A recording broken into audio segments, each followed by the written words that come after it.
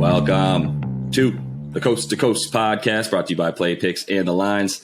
Coming to you from the West Coast, Josh Lander, joined as always by my guy, Nate Weitzer, holding it down on the East Coast.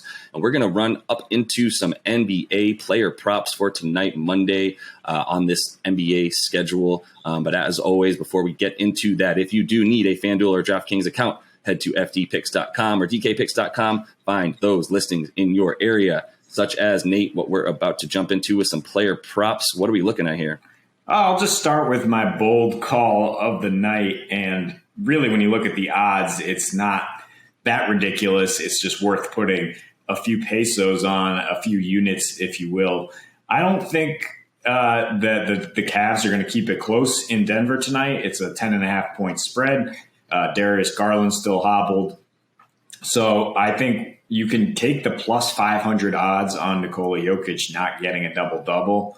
That's not the preferred bet, but let me just explain it a little bit. In 2 of the last 3 meetings, he actually has failed to get a double-double because the score wasn't close. He had 6 rebounds and 8 rebounds against these Cavs and averaging just 12 points, 10 assists, 8.7 rebounds. I mean, I say just, but this is the MVP who usually puts up huge numbers. So I was looking at his scoring under 26.5.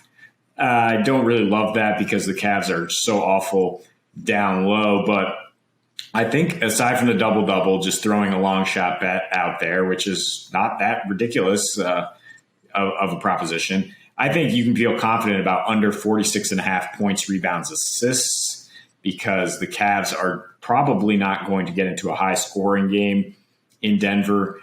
If they keep it close, it's because Denver's just missing, and then Jokic is going to be lower on the assists front there. So as I mentioned, his numbers, he averages about 30 PRA against the Cavs recently, and 46.5 is a huge number to get to when you have other guys ready to make plays against one of the worst teams in the NBA. Yeah, I hate how much I love both those bets just because I love the Joker so much. But it's more just about how bad the Cavs are, which is funny. We're saying go under in his props because the Cavs are so bad that they won't be able to hang with the Nuggets. And that's also a lot about the Nuggets. I mean, the Cavs are trending – Evan Mobley is trending in the right direction as a player, which is nice for their franchise and really a big positive on otherwise a pretty blemished team. So, yeah, I think this one could be over by the middle to end of third quarter. And even if it's not, 46.5, I feel really great about, but plus 500 for him to not get a double-double. Feel really, really good about that as well, just because of the odds there. And like you said, this one might be over pretty quick. Obviously, there'll be plenty of rebounds to be had if the Cavs are missing shots. But there's plenty of guys to get boards for the Nuggets as well. And those assists are probably hard to come by tonight as well.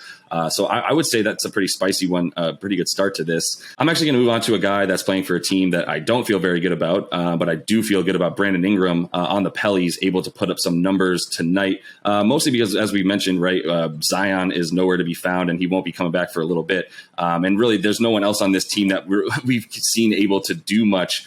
Joval and Brandon Ingram, those are the 2 guys with the ball in their hands who are expected to score at any given time. Ingram at this point in the season already, I know it's 3 games, but he's averaging 27, 6, and 6. His points, rebounds, and assists tonight against the T-Wolves is just 34.5.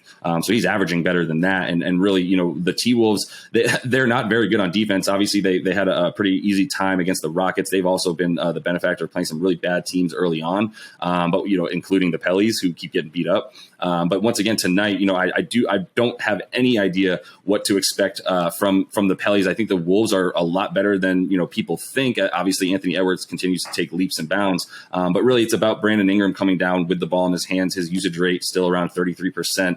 I feel really comfortable with him getting over the amount of points, rebounds, and assists that he's already averaging better than anyway. Yeah, that usage rate is huge, man. That would be like top 5 projected over the whole season. So, yeah, that's exactly to your point. The Pelicans have no other options. They have young guys, Nikhil Alexander-Walker, Devontae Graham, one-dimensional players to an extent, but they're very much fine with Brandon Ingram dancing and pulling. And when he's been hitting at least a moderate proportion of those shots, getting 27 points per game, he could fall on his ass and still collect 6 rebounds and pretty much get you there in terms of the PRA of 34.5. And I think we'll see a little bit of regression from the Wolves defense after their impressive start through really just 2 games and one against these Pellies, the immediate rematch. So maybe a little bit more high scoring, but I do like the under, as I wrote in the article today, at 226.5 for this game. After the first meeting went to just 185, I don't think we'll go that much higher. Looking at the last game of the night, which I think we're still feeling out the Clippers and the Blazers for that matter in terms of betting the spread, but there are some tasty props to be had. Eric Bledsoe, ya boy, easily topped all of his props in the opener against the Warriors as predicted because the Clippers have no other real options on the wing. Came up just short of some props against Memphis, but he actually played more minutes, 33 minutes in that game. Still had a solid usage rate of 20%. He just shot 3 for 11 from the field against a really good defensive backcourt, right? Well, now he faces the Blazers backcourt, which is historically very, very poor. As a team, they were the worst defensive efficiency team on the road last year. And Dame and CJ are just carrying such a huge load on offense that they can't be expected to deny a physical guy like Bledsoe, who's been doing a great job in terms of peripheral stats. So I think his 22.5 points, rebounds, assists at even money right now on DraftKings is a really good bet.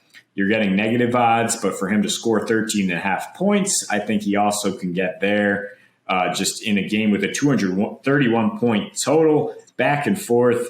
No Kawhi Leonard, obviously.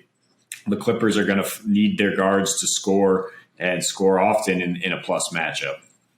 Yeah, and I mean, one thing that Eric Bledsoe is doing really well this year that is a reason for his success, in my opinion, he's only shooting 3 threes a game, which is crazy because my prediction for him coming to the 3 Clippers offense this year was this isn't good for Eric Bledsoe. If he's also, being asked to just pull playing off of a guy like PG or even Reggie Jackson, but he's really settled nicely into his role as someone who, even when he gets the kick out, like I said, only 3 threes a game, and he's doing all the other things. He's sort of put himself into the Reggie Bullock role almost. I mean, he's sort of a very, very poor man's Kawhi at this point on offense, the way that he's sort of coming into the lane a lot more and being that presence that's cutting for the team a lot more than other guys. And Reggie's still staying out there hitting some threes. So I have no problem with Bledsoe, the way that he's been playing early in the season, to take that. But I'm actually feeling really, really good. And there's a couple of ones in this game, but definitely PG for the Clippers on this side. He's 5 of 11 from 3 per game right now in their first 3, averaging 35 points per game. His points, rebounds, and assists is at 43.5 tonight.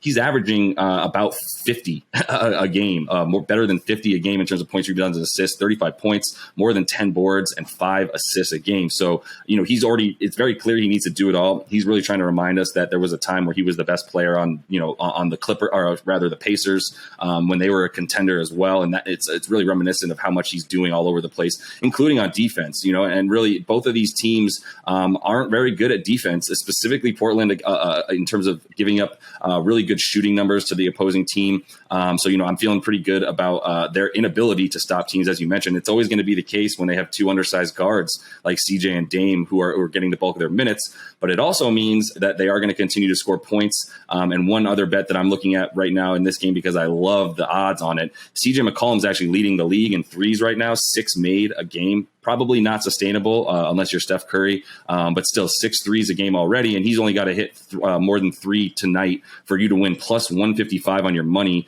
And the Clippers are giving up 41% from 3 to their opponents. That's incredible. Obviously, almost as incredible as their ability to hit 41% of their threes last season for the course of entire season. Giving up 41% to the opponent is huge. And CJ and Dame will be chucking, and I really like CJ's more than 3-pointers made tonight. 41% because they played Steph Curry in one of their 2 games, but the Blazers guards are equally impressive as a unit. So yeah, CJ playing off Dame, I think both those guys have a great chance to light it up. I would look at Dame Lillard as well, because no more Patrick Beverley for the Clippers.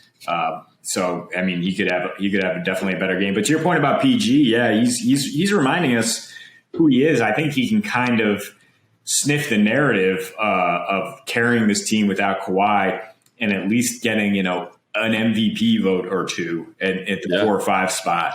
And that would kind of change the way, and making all NBA, which I'm sure has a huge financial boon for his contract. But as far as getting the narrative in that he's still a top player and can still carry a team, I think it's very important to him. And this is a fantastic matchup for him to put up some numbers and a fantastic night for us to make some money on some prop bets. Absolutely. I know I'll be up on the West Coast watching that one to the end tonight. Should be a really fun affair. I'm expecting it to be in the 230s or so. So looking at a little overbet there probably as well. But either way, that's all the time we have, Nate, for this props show. Continue to like and subscribe to the page, and we'll continue to be back for you guys all week with plenty more as we roll on with tonight's Monday night slate. And until we see you next, happy betting.